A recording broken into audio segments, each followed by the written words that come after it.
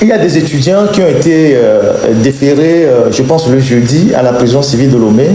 Quelques étudiants, plus certains individus qui ont été déférés à la prison civile de Lomé.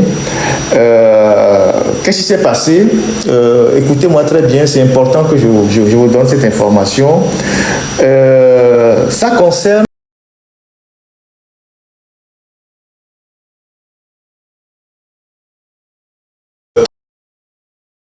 qui veulent venir en France pour poursuivre leurs études, soit pour faire des masters, soit je ne sais pas pour faire quoi. En tout cas, il y a des étudiants qui s'inscrivent, qui utilisent le processus de Campus France pour prendre des visas et arriver en France pour étudier. Alors, il se fait que à Lomé, il y a tout un réseau parfois qui propose à certains étudiants dont les parents n'ont pas les moyens des cautions bancaires, et attestations bancaires et relevés bancaires. Attestations bancaires et relevés bancaires. Donc il y a des réseaux dans les banques, dans certaines banques, et qui proposent leur compte. Les gens qui n'ont pas d'argent sur leur compte, ils vont créditer votre compte et après ils vont vous imprimer une attestation bancaire et un relevé bancaire pour mettre dans votre dossier pour aller déposer pour le visa Campus France. Et ils le font aussi pour le Canada. Il se fait que à NCIA Bank, je pense, c'est NCIA ou c'est pas, il y a une banque à Lomé, qui a délivré plusieurs de ces relevés-là à ces étudiants, à certains étudiants. Moyennant, il y a quelques brebis galeuses dans les banques qui font ce boulot-là, qui délivrent des attestations bancaires et des relevés bancaires après avoir crédité le compte de ces jeunes-là,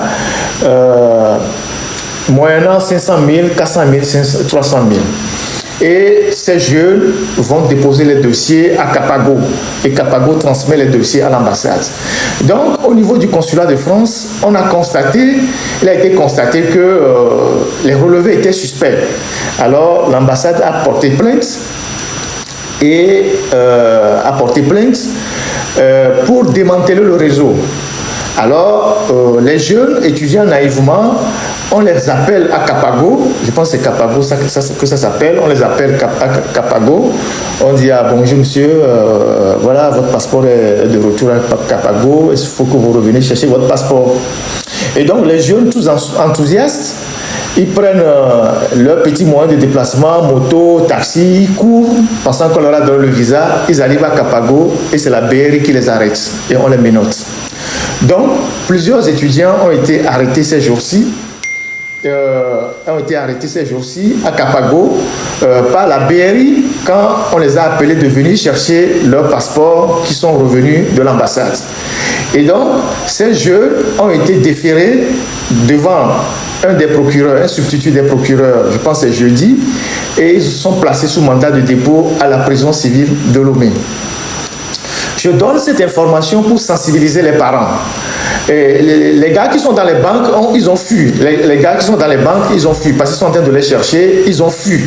Et donc, on a arrêté ces jeunes-là, plus d'autres particuliers. Certains ne sont pas étudiants, mais il y a eu, je pense, 4 ou 5 étudiants, plus d'autres personnes, et qui sont actuellement en prison, qui sont déférés à la prison civile de Lomé. Alors, je voudrais passer par ce cas pour sensibiliser les parents, pour que les gens s'assurent de ce qui se passe au niveau de Campus France, pour que vos enfants ne se retrouvent pas dans la merde. Parce que là, ces enfants, eux, ils veulent juste venir en France pour étudier. Et il y a des gens qui leur ont dit, dans certaines banques, on peut vous délivrer des cautions bancaires. Quand vous n'avez pas d'argent sur votre compte, quelqu'un peut mettre 3 millions, 5 millions, et vous leur donnez 200 000, 300 000. Il y a des gens qui sont dans les banques qui font ça. Et donc, on a mis de l'argent sur leur compte, alors que cet argent ne leur appartenait pas. Et on a tiré les relevés bancaires pour leur permettre d'aller déposer le visa. Et comme l'ambassade a observé que presque sur les relevés bancaires, c'est la même chose qui arrive, ils ont diligenté une enquête et on a saisi les tribunaux et on a arrêté les gens.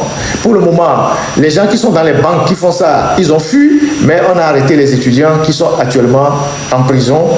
J'espère que ces jeunes vont partir, vont être libérés, parce que bon, eux, naïvement, ils ont cru que les banquiers voulaient les aider. J'espère que ces jeunes qui voulaient partir pour étudier en France vont être libérés. Il y a aussi un réseau qui fait la même chose pour le Canada, qu'on a démantelé aussi. On a arrêté certaines personnes. Eux, je ne sais pas s'ils sont déjà passés devant le procureur, mais il y a aussi un réseau du Canada qui fait aussi dans les cautions bancaires qui a été démantelé. Donc, faites très attention. C'est vrai que la situation au pays est très difficile. Les gens sont désespérés, les gens veulent partir, les gens veulent aller étudier ailleurs, mais faites attention pour ne pas tomber dans les mains des individus qui vont vous promettre des choses et après, vous allez vous retrouver derrière les barreaux à la prison civile de Lomé.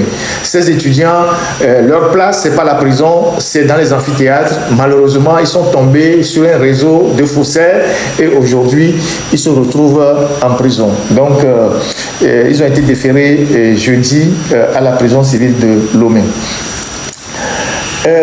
Il y a aussi des responsables de la DMK qui ont été arrêtés et qui sont déférés aussi à la prison civile de Lomé. Et il y a des éléments de la DMK qui sont aussi déposés en prison, qui sont accusés de troubles aggravés à l'ordre public, de atteinte à la sécurité intérieure de l'État. Bon, l'atteinte à la sécurité, ça, on distribue ça tous les jours. Et puis, il y a un troisième chef d'accusation, je pense à un truc lié au crime. Alors, qu'est-ce que ces gens-là ont fait? Il y a un enseignant et un concepteur de banderoles. C'est des gens qu'on a arrêtés à Mwepé parce qu'ils avaient les drapeaux russes, drapeaux de l'AES, et drapeaux du Burkina, drapeaux du Mali et drapeaux du Niger. Le monsieur, c'est un enseignant et qui vit à Mwepé, qui entre-temps a eu un accident.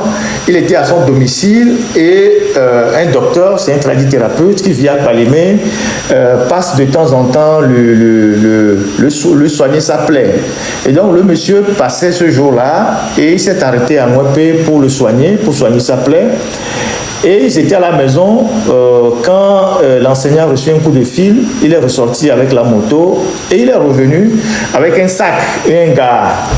À peine il est revenu, ils ont fini de faire l'entretien de la plaie que des gens fracassent le portail, ils rentrent dans la maison et ils arrêtent tous ceux qui étaient dans la maison et avec le sac, ils les amènent, je pense, au commissariat de Mwepé et on déroule le contenu du sac et on voit un drapeau russe, ou bien deux drapeaux russes, non, un drapeau russe, plus deux banderoles sur lesquelles ils ont dit Vladimir Poutine prend au secours, voilà, bon, des drapeaux comme ça, plus un drapeau de l'AES, trois drapeaux, un Burkina, un Niger et puis un du Mali.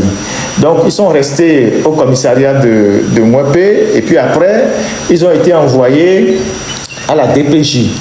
Et ils ont passé 10 jours à la DPJ et la dernière fois ils ont été déférés devant le procureur et le procureur les a envoyés en prison. Je pense que celui qui se faisait passer pour le médecin tradithérapeute a été libéré et les deux autres sont déférés à la prison civile avec pour motif atteinte à la sécurité intérieure de l'État et troubles aggravés, je ne sais pas, de l'ordre public. Donc le graphiste aussi, celui qui a conçu aussi les drapeaux, lui aussi il a été arrêté. Donc voilà, ça c'est aussi notre information. Donc faites très attention quand vous voulez vous embarquer dans des choses de ce genre. Bon, voilà sur le côté des informations ce que j'ai voulu ajouter.